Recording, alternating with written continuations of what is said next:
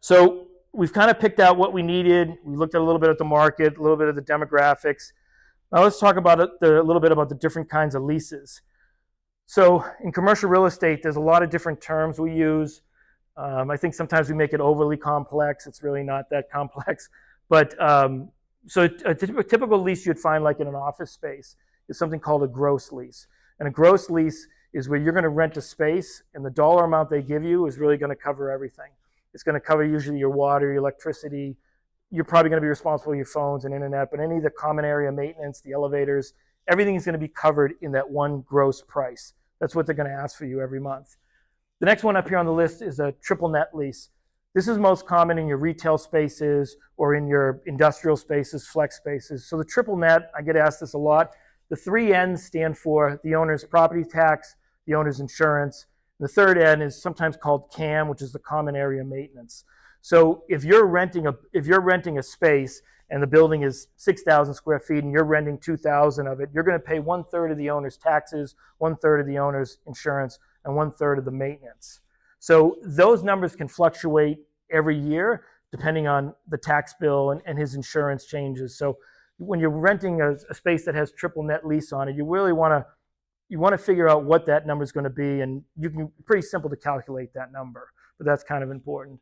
Also up here we have a percentage lease. We don't see this as often. This is something where we find it more in grocery stores or larger retail spaces where you have base rent, you pay all the fees, and then sometimes semi-annually or even quarterly, the owner's going to want to see your sales, and then the owner could take a percentage off the top after you hit a certain threshold. So again, this is all going to be in your lease. Usually it's a small number, but it is going to be something after you hit a certain amount, they're going to take a percentage of those sales to increase, that's going to increase your rent. The next one there is an absolute lease.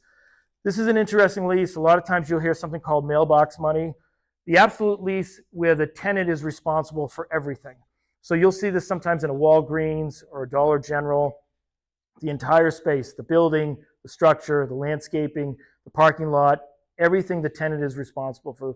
The landlord is not responsible for anything. Ultimately, they are if they don't collect the money. It's their building, but the tenant is going to be paying all of the maintenance, all of the expenses of the building.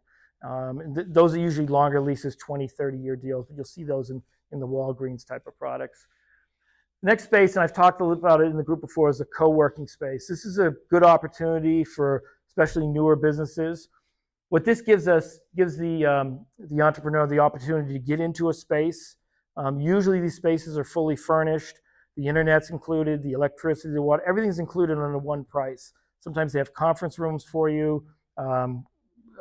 It's just there's usually a receptionist when you first walk into the space.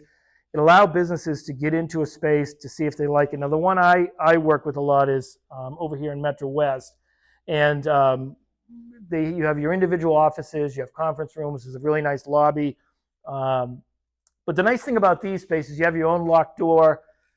With this space here, you have 24-hour access. The air conditioning's on 24 hours a day. Some of these other office spaces, they do shut down over the weekend, so you want to make sure it's going to say that in the lease. So if you do need to work weekends, sometimes they turn the power and that down on the weekends. But the nice thing about co-working spaces is the terms are usually more flexible. This space here, you can even get into it with a 3-month agreement. Not really leases, they call them agreements. So you can do a 3-month agreement to see if you like it, see if hey, that's a good setup for your business. And a lot of times people stay here for a year or so and then they move on to a bigger space. So these are the different types of leases.